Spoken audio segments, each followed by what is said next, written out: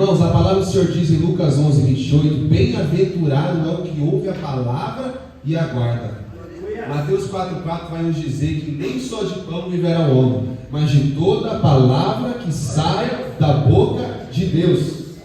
Também o escritor aos Hebreus vai dizer no capítulo 4, versículo 12, porque a palavra de Deus é viva e eficaz, e é mais penetrante do que uma espada de dois gumes. Eu quero perguntar, tem alguém aqui hoje que acredita que a palavra pode transformar? Tem alguém que acredita que a palavra pode curar, pode mudar os destinos, marcar ministérios, trazer curas para as enfermidades espirituais, carnais? Tem alguém que acredita que o poder da palavra é vivo nessa noite?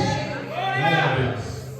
Atos 2,46 diz assim: e perseverando unânimes todos os dias no templo, e partindo o pão em casa, comiam juntos com alegria e singeleza de coração, louvando a Deus e caindo na graça de todo o povo.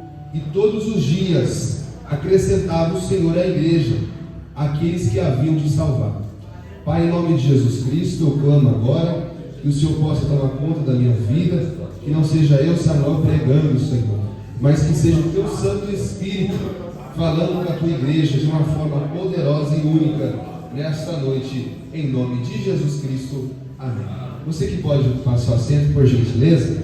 Amém? Glória a Deus. Irmãos, o Atos capítulo número 2 é um capítulo que fala de muitas coisas. É um capítulo que registra vários acontecimentos, até que você vê que os últimos versículos é o 46 e 47. Então há muita coisa que acontece aqui, e muito do que aconteceu aqui veio por causa de outras coisas que Jesus já tinha prometido. Atos capítulo número 2 fala acerca de um cumprimento de uma promessa, que é a descida do Santo Espírito de Deus. Para quem não sabe, no Antigo Testamento, o Espírito Santo era presente, mas de uma forma talvez diferenciada, de uma forma mais exclusiva. No Antigo Testamento, o Espírito Santo só se manifestava em casos específicos. O Espírito Santo não habitava no meio dos homens. O Espírito Santo de Deus descia na vida de um homem, o capacitava para realizar o trabalho de Deus e subia de volta aos céus. Nós temos como exemplo Sansão, que toda vez que ele precisava de sua força, a palavra do Senhor diz que o Espírito Santo se apoderava dele. Então você vê que no Antigo Testamento, o Espírito Santo não trabalhava de uma forma, aleluia, tão comum, mas mais exclusiva em alguns momentos. Mas quando Jesus vem, Ele confirma as promessas de Joel, Ele confirma as promessas de Ezequiel, Ele confirma as promessas de Isaías, dizendo: olha, eu vou subir, mas quando eu voltar, a Bíblia diz, quando eu subir e chegar aos céus, eu vou enviar o Consolador, eu vou liberar o Espírito Santo de Deus. O Espírito Santo de Deus é mencionado pela primeira vez em Gênesis capítulo 1, quando a palavra diz que a terra era sem forma e vazia. Diz que o Espírito Santo do Senhor pairava sobre as águas.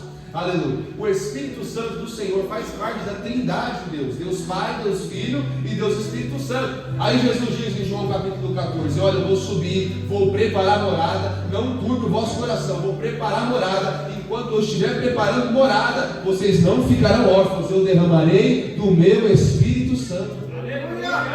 Aleluia. Do Senhor Jesus Cristo.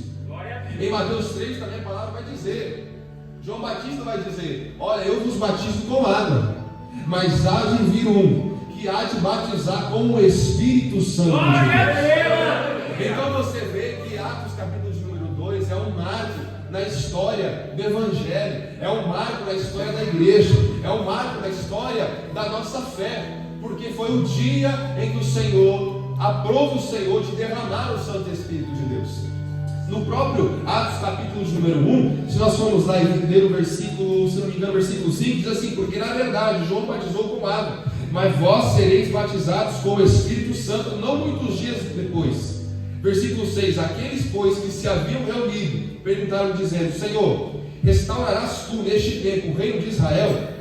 Aí Jesus diz: não vos pertence saber os tempos ou as estações que o Pai estabeleceu pelo seu próprio poder. Versículo 8: mas recebereis a virtude do Espírito Santo, que há de vir sobre vós, e ser-me-eis testemunhas, tanto em Jerusalém, como em toda a Judéia e Samaria, e até os confins da terra. Deus estava dizendo uma coisa muito interessante, porque Irmãos, quando se tratava da palavra de Deus, os judeus, eles negligenciavam muito a palavra. Eles não deixavam que a palavra alcançasse a todos. Eles não deixavam, aleluia, que a palavra surtisse efeito em muitas pessoas, mas somente aqueles que eram judeus.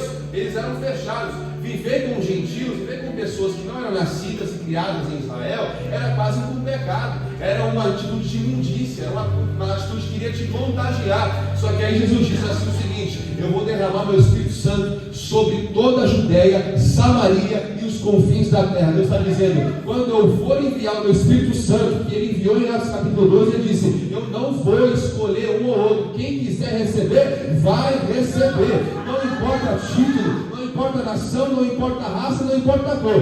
Tem um coração aberto, tem uma mente aberta para receber o Santo Espírito de Deus, eu vou derramar, e essa pessoa vai ser cheia do Espírito Santo de Deus. Deus está dizendo nessa noite para alguém, não importa o teu passado, não importa o passado da tua família, não importa o passado, aleluia, que você viveu antigamente. Deus está dizendo, tem um coração aberto aqui hoje, você pode ser cheio hoje, você pode ser cheio hoje, não importa a carteirinha, Deus está procurando um coração aberto. Aleluia. Glória ao nome do Senhor.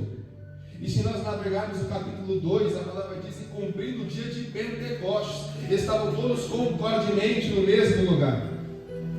Irmãos, uma coisa que eu acho interessante é que Jesus morreu, Jesus ressuscitou, e ele disse, ficai em Jerusalém até que do alto sejais revestidos de poder.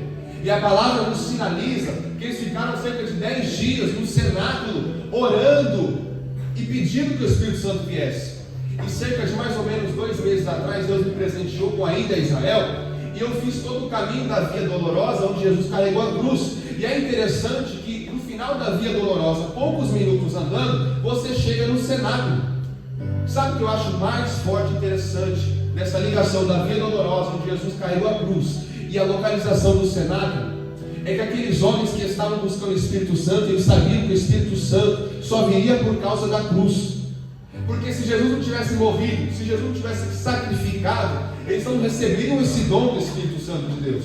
Então eles fazem todo o trajeto que Jesus percorreu, carregando a cruz, e no final desse trajeto, mais ou menos onde se encontrou o cenáculo, eles ficaram, vamos ficar ali. Significa o quê? Por causa da cruz nós aqui estamos, e por causa da cruz nós vamos receber o Espírito Santo de Deus. E então eles ficaram, irmãos. Primeiro dia, vem Espírito Santo não veio. Veio o segundo dia, vem Espírito Santo e não vier. Veio o terceiro, o quarto, o quinto, o sexto, o sétimo, o oitavo, o nono dia. No 10º dia, os céus se abriram e veio um som como veemente impetuoso, como um vento impetuoso, e invadiu toda a casa, e todos foram cheios do Espírito Santo, e foram repartidas línguas como de fogo. Sabe o que eu quero dizer para você? Você vai ser cheio do Espírito Santo a partir do momento que você perseverar. Eram os cultos de terça, eram os cultos de sexta, eram os cultos de domingo, eram os ensaios, eram os cultos de oração. Posso dizer uma coisa? Deus só enche quem persevera, Deus só enche quem persiste, Deus só enche quem se dedica na presença dele.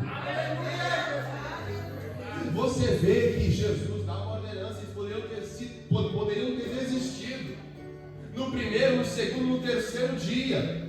Não são momentos do dia, era o dia inteiro. Eles estavam no cenáculo esperando a vinda do Espírito Santo de Deus. Mas eu posso dizer algo, a persistência gera recompensa. Vou falar de novo para frisar no seu coração. A persistência gera recompensa.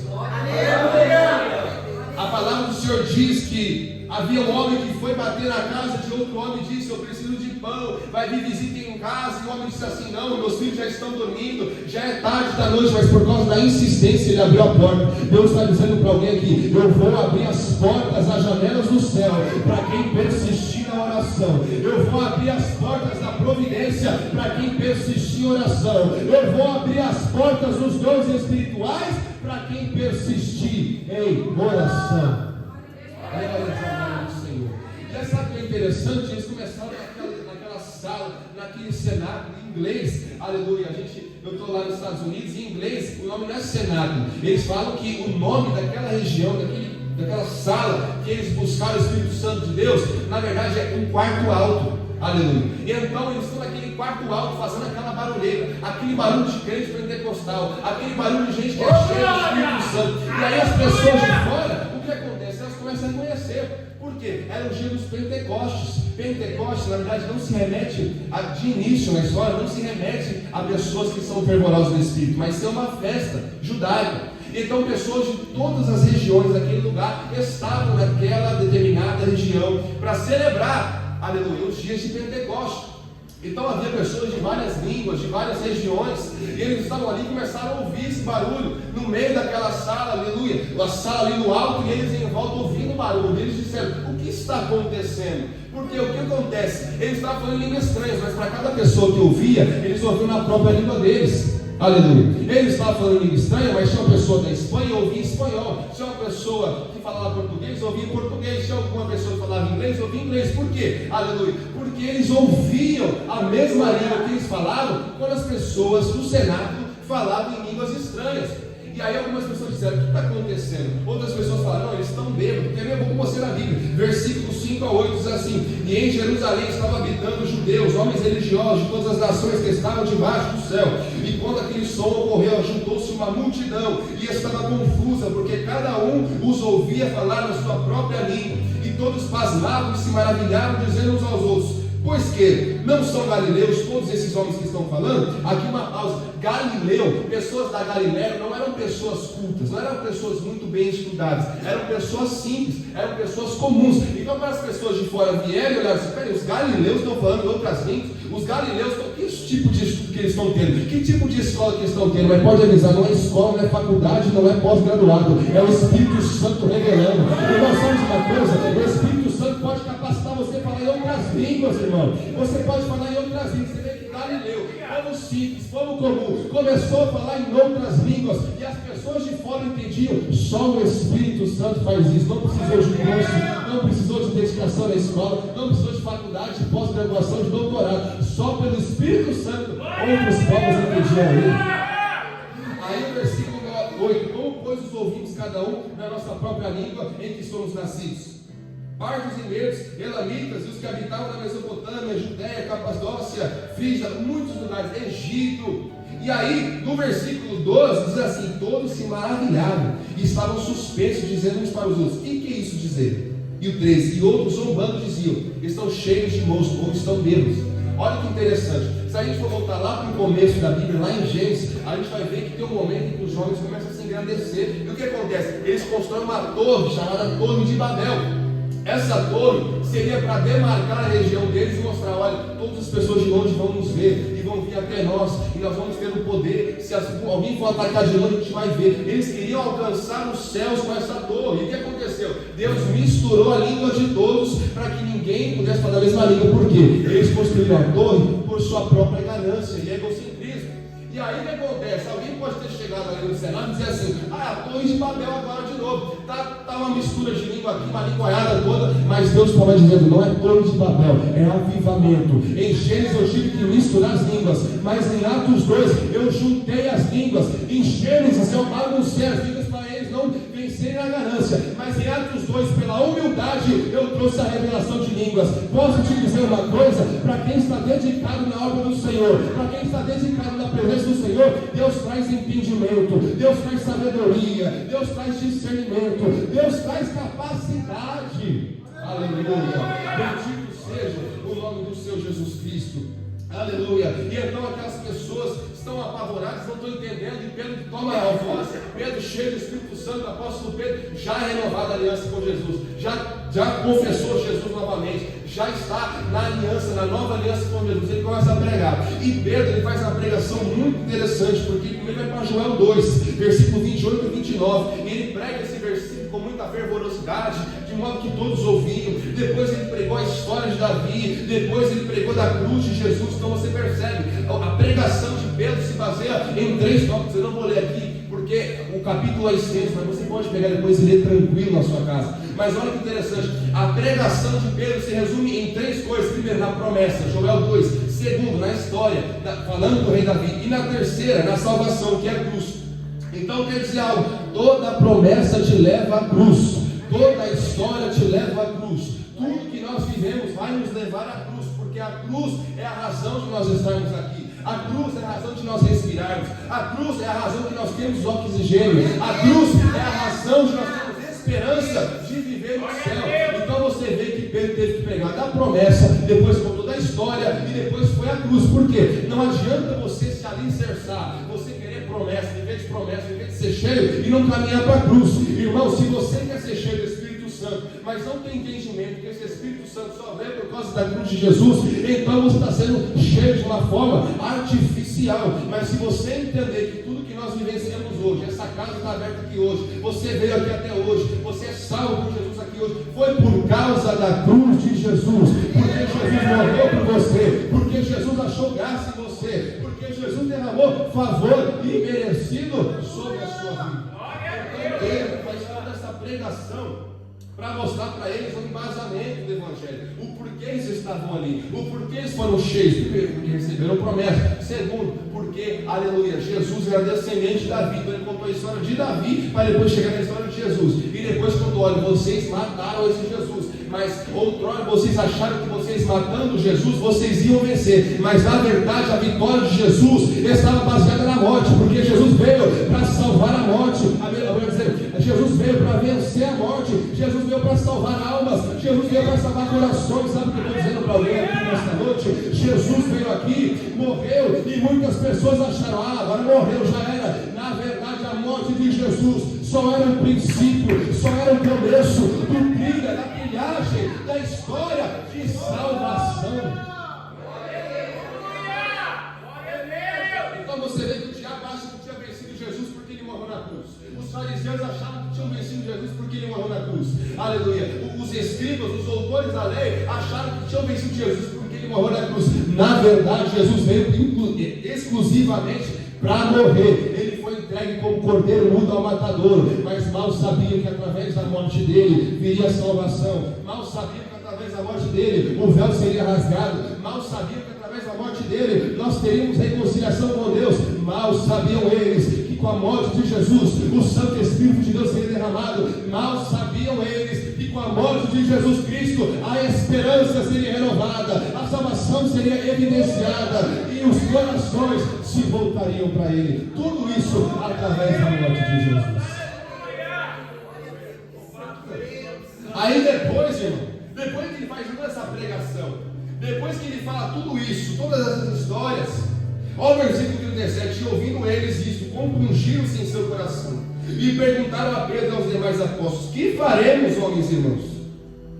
Eles estavam cientes da situação deles, eles estavam cientes que eles eram pecadores, eles estavam cientes de que esse Deus era vivo e esse Espírito Santo estava agindo.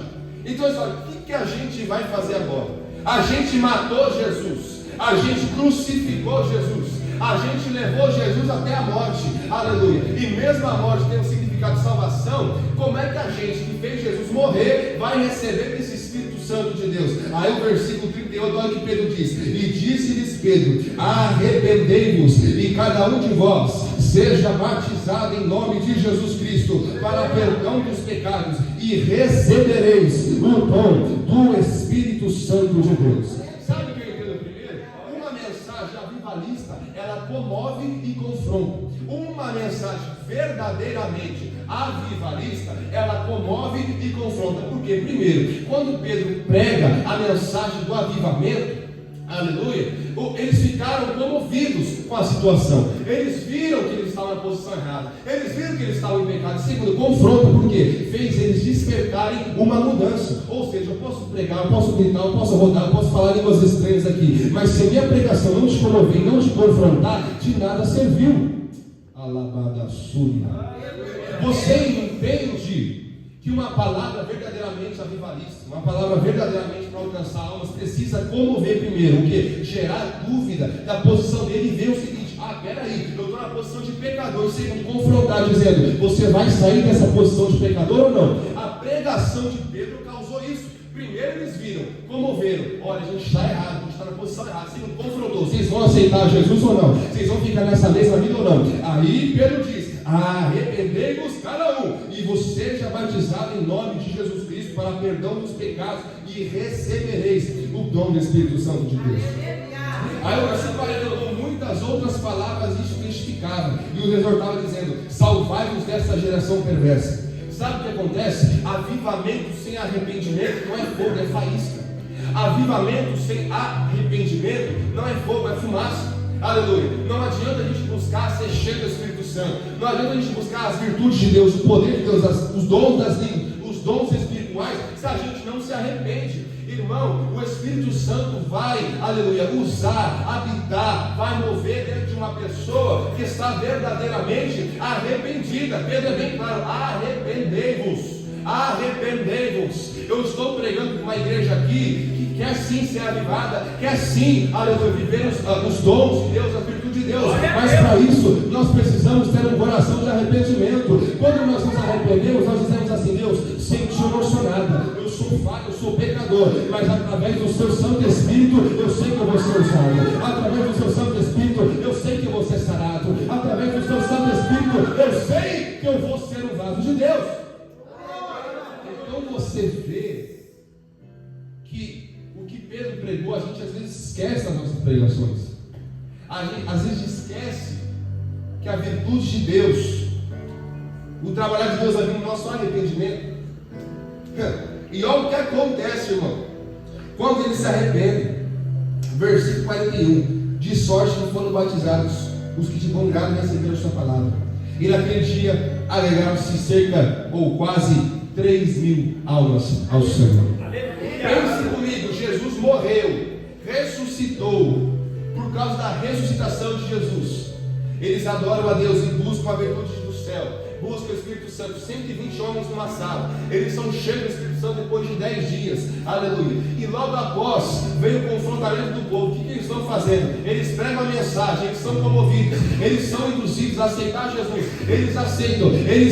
São 3.000 almas que aceitam a Jesus e também 3.000 almas que estão cheias do Espírito Santo. Sabe o que eu quero dizer para vocês nesta noite? Uma igreja cheia do Espírito Santo atrai almas para o céu. Pessoas cheias do Espírito Santo atraem pessoas para a presença de Deus. Pessoas cheias do Espírito Santo pregam o Evangelho genuíno. Pessoas cheias do Espírito Santo de Deus atraem pessoas pelo modo de falar. Pessoas cheias do Espírito Santo atraem pessoas pelo modo de se vestir. Pessoas cheias do Espírito Santo atraem as pessoas até Jesus pelo modo de andar. Eu quero te dizer algo: a partir do momento que você buscar ser cheio do Espírito Santo, as almas vão começar a vir, as pessoas vão começar a se render, porque eles vão ver: meu Deus, olha a pouca força, ele está cansado, ele trabalha, está com problema na família, está com problema nos filhos, mas mesmo assim busca a Deus. Eu vou ter que buscar esse Deus também. Deus está dizendo para alguém nesta noite: eu quero usar a sua vida na sua cidade, no seu bairro, na sua casa, no seu trabalho, mas primeiro enche-se aqui na igreja, enche-se aqui na congregação, seja cheio aqui na Coabior, para espalhar o amor, para espalhar a graça, para espalhar a salvação em meio aos seus. Então você vê que uma pessoa cheia do Espírito Santo, será que quando você é cheio do Espírito Santo, você, aleluia, você meio que ajuda pessoas a pular etapas? Porque esses homens ficaram 10 dias no cenário, mas os outros homens ouviram uma pregação e foram cheios. Eu entendo que as pessoas que vieram antes de nós abriram um caminho. Primeiro os profetas, depois Jesus abriu o caminho, depois a igreja primitiva junto com os apóstolos, depois os primeiros séculos, as primeiras igrejas, depois o protestantismo. E você vê que até hoje nós aqui estamos numa casa de oração, numa igreja cheia do Espírito Santo, com o discernimento da palavra, porque pessoas se sacrificaram para nós estarmos aqui. Talvez a sua entrega vai ajudar pessoas a chegarem perto de Jesus de uma maneira mais fácil. A sua dedicação a Deus vai fazer pessoas pularem etapas para chegarem até Jesus. Enquanto 120 homens ficaram 10 dias no cenáculo buscando o Espírito Santo de Deus, as outras 3.000 almas com uma pregação foram cheias do Espírito Santo.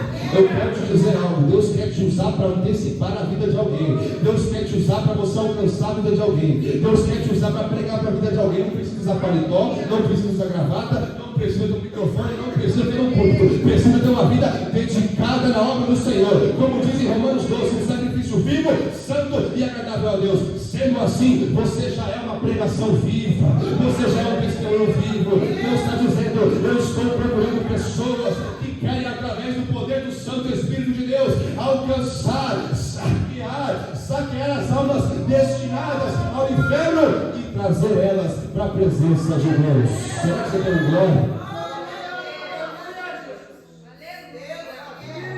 Glória a Deus. Deus está aqui, irmão. Aleluia. A pregação do Evangelho atrai almas. Quando se prega da teologia da prosperidade, que você só vai vencer, triunfar, receber, e não dedica nada, isso não atrai almas, isso atrai interesseiros. Meu Deus! Eu nem preparei para falar disso, mas se Jesus está me conduzindo até isso, eu vou falar. Aleluia! Quando Jesus multiplica os pães e peixes, multidões o seguiram. Mas depois das multidões o seguirem, ele pregou a palavra e as pessoas acharam dura a palavra. Porque tem pessoas que vêm na presença de Deus para receber e não para ouvir. Tem pessoas que vêm para tomar posse, mas não para entregar. Deus quer transformar o interior primeiro. Deus quer transformar a alma primeiro. Jesus disse: eu não vim para os sãos, eu vim para os doentes. A palavra de Deus diz em Lucas: o Filho do Homem veio para salvar aquele que se havia perdido. Nós somos cheios do Espírito Santo. Nós somos recebidos por Jesus, não porque queremos algo em troca, mas porque Ele já deu algo que é mais poderoso que tudo, que é a salvação. Você não vem a Deus para Deus te abençoar, você vem até Deus porque Ele já te abençoou. Você não veio até a presença aqui de Deus hoje para receber vitória, você veio porque Deus já te concedeu a vitória. Você não veio até a presença de Deus para receber algo para a sua família, você veio aqui porque você já recebeu. Sabe por quê? A palavra do Senhor diz que na cruz do Calvário, Jesus tomou sobre si todas as nossas dores, todas as nossas enfermidades, transgressões, iniquidades, pecado e imundícia. Jesus tomou, e pelas suas pisaduras nós fomos sarados. Eu quero dizer para você que está aqui nessa noite, você está aqui porque você já venceu. João 16:33, eu vos tenho dito isto, para que em mim tenhas paz. No mundo tereis aflições, mas sente meu ânimo, eu já venci o mundo. Por causa dessa vitória nós somos cheios, por causa dessa conquista nós somos cheios, por causa da vitória de Jesus Cristo na cruz do Calvário, nós somos cheios e nós temos posse da nossa vitória por Cristo Jesus de Nazaré. Filipenses vai dizer: eu posso todas as coisas naquele que me fortalece. Quem te fortalece aqui é o Espírito Santo de Deus. Se é o Espírito Santo de Deus que te fortalece, vai começar a andar, vai ter jeito, porque é o Espírito Santo de Deus que está te fortalecendo. Versículo 42 e 43 traz uma pergunta para mim: como permaneceu a igreja? Olha o que diz: e perseveraram na doutrina dos apóstolos, e na comunhão, e no partir do pão, e nas orações. E em toda a alma havia temor, e muitas maravilhas e sinais se faziam pelos apóstolos. E todos os que criam estavam juntos e tinham tudo em comum. E vendiam suas propriedades e bens, repartiam com os outros, segundo cada um havia de misto. E perseverando unânimes todos os dias no templo, e partindo pão em casa, comiam juntos com alegria, singeleza do coração, louvando a Deus e caindo na graça de todo o povo. E todos os dias acrescentava o Senhor à igreja aqueles que se haviam de salvar. Como permaneceu a igreja? Depois dos 120 homens serem cheios do Espírito Santo, depois de Pedro ter pregado 3.000 almas terem se rendido à presença do Senhor, quase 3.000 almas, como que a igreja ficou? A igreja ficou fundamentada na palavra. Aleluia. Posso explicar agora? Nesses versículos nós achamos cerca de 6 pontos que foram os fundamentos da igreja que era cheia do Espírito Santo. Porque ser cheio do Espírito Santo, irmão, não é simplesmente orar em línguas. Ser cheio do Espírito Santo não é somente receber revelações do céu. Ser cheio do Espírito Santo não é só se arrepiar e esquentar o corpo. Eu vou te trazer o que o Espírito Santo trouxe de fundamentação. Sabe por quê? Uma casa não fica em pé sem um alicerce. Uma casa não fica em pé sem fundamentos. Uma casa não fica em pé sem estrutura. Então a igreja precisava do quê? De uma estrutura espiritual. E olha o que o Espírito Santo trouxe. Primeiro, doutrina. Quando a gente fala de doutrina, a gente confunde muito com usos e costumes. Quando a gente fala de doutrina, é muito além do que é vestimento. Doutrina é o que nós acreditamos em Cristo Jesus, é a forma que nós acreditamos em viver. Doutrina são os preceitos da salvação. Doutrina é o embasamento, quase que uma apologia a o que nos faz estar na presença de Deus. Doutrina é que Jesus é Salvador. Doutrina é que o Espírito Santo nos enche. Doutrina é que nós devemos andar na presença do Senhor e andar como sacrifício vivo. Isso é doutrina. Então, primeiro, eles tiveram doutrina, e por causa que eles foram cheios do Espírito Santo de Deus, eles viviam como crente, andavam como crente, se vestiam como crente, pensavam como crente, falavam como crente, dormiam como crente, comiam como crente, tudo como crente. Por quê? Porque eles estavam cheios do Espírito Santo. Aleluia! Glória a Deus! A nossa maneira de viver vai dizer muito se nós somos cheios do Espírito Santo. Porque eu posso fazer um bom estudo e pregar aqui, e você fala, uau, ele é cheio do Espírito Santo, mas como é que é a minha vida lá fora? Como é que eu me comporto diante da sociedade? Como é que eu me comporto diante dos não cristãos? Como é que eu me comporto com os meus amigos, com a minha família? Isso vai dizer se eu sou cheio do Espírito Santo ou não. Não duas batidas aqui no altar. E eu gosto muito da presença de Deus. Eu gosto muito de sentir a virtude de Deus. Vocês viram que eu gosto muito de falar em línguas, no momento oportuno, no momento certo. Mas uma pessoa que é cheia do Espírito Santo, a vida vai dizer se ela é cheia. Vou colocar em comunhão. Sabe por quê? Como é que a gente é cheio do Espírito Santo de Deus? O Consolador, aquele que convence do pecado, se a gente não tem boa comunhão com os nossos irmãos. Qual o céu que a gente vai entrar se a gente não ama as pessoas que estão do nosso lado? Como é que você vai viver no mesmo céu? Mas pessoas cheias do Espírito Santo têm comunhão com todos. Pessoas cheias do Espírito Santo têm comunhão com a família. Pessoas cheias do Espírito Santo têm comunhão com a cidade. Pessoas cheias do Espírito Santo têm comunhão com aquele vizinho que deixa o som no talo até 4 da manhã. Tem comunhão. Você tem que concordar com aquilo? Não, né? Você tem comunhão dizendo, ó, Deus te abençoe, estou orando por você. Uma pessoa cheia do Espírito Santo vive em comunhão. Aleluia! Glória a Deus! Temor. Eles viviam com temor ao Senhor. Eles respeitavam a posição de Deus, eles respeitavam a grandeza de Deus, e a palavra diz que o temor faziam eles verem sinais e prodígios. Talvez você pergunte, Deus, eu não vejo mais as coisas não estão mais como antigamente. Antes os cegos enxergavam, os coxos andavam, as pessoas doentes eram curadas, Deus ainda cura, Deus ainda liberta, mas está faltando temor em meio ao seu povo, está faltando temor em meio aos pregadores, está faltando temor em meio às pessoas que compartilham o Evangelho. Mas nessa noite, esta igreja está tomada de temor pelo Espírito Santo de Deus, porque uma pessoa cheia é uma pessoa que teme, é uma pessoa que respeita, é uma pessoa que adora, sabendo da sua posição, a Jesus Cristo de Nazaré.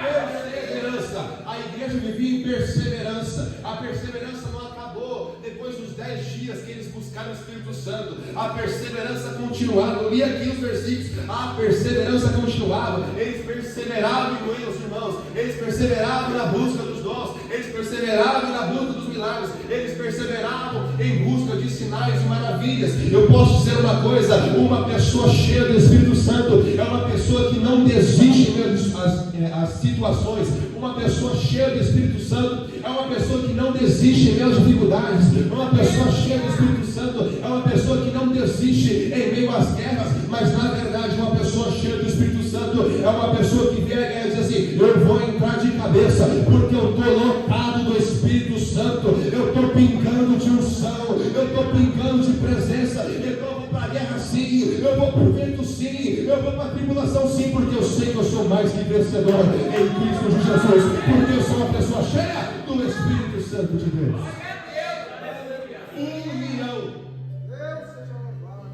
As pessoas aqui cheias do Espírito Santo andavam em união. Sabe por quê? A palavra diz em Provérbios que não é bom uma pessoa andar só, mas andar em conjunto. Sabe por quê? Se um cair, o outro levanta. Ou seja, quando você anda em união como igreja, em união como família, vocês estão juntos em um propósito, vocês estão juntos em um objetivo, vocês estão juntos em um só final, que é ser cheio do Espírito Santo. Deus vai dar vitória, porque a nossa igreja é um corpo de Cristo. Como é que o corpo trabalha se o braço não responde ao pé, se o pé não responde à cabeça? Posso dizer uma coisa? A Bíblia diz que o corpo de Cristo, a cabeça é Jesus Cristo. Ou seja, como é que a perna não obedece a Jesus? Como é que o braço não obedece a Jesus? Sendo que todos os nossos movimentos vêm da cabeça, vêm da mente. Mas eu estou pregando para uma igreja aqui que vai andar em união, uma igreja que é cheia do Espírito Santo, e ama uns aos outros, caminham uns com os outros, vão para a igreja junto, vão para as campanhas de oração junto, vão para as consagrações juntos. Sabe por quê? Uma igreja cheia do Espírito Santo é uma igreja que anda em união. E a última ponto, louvor.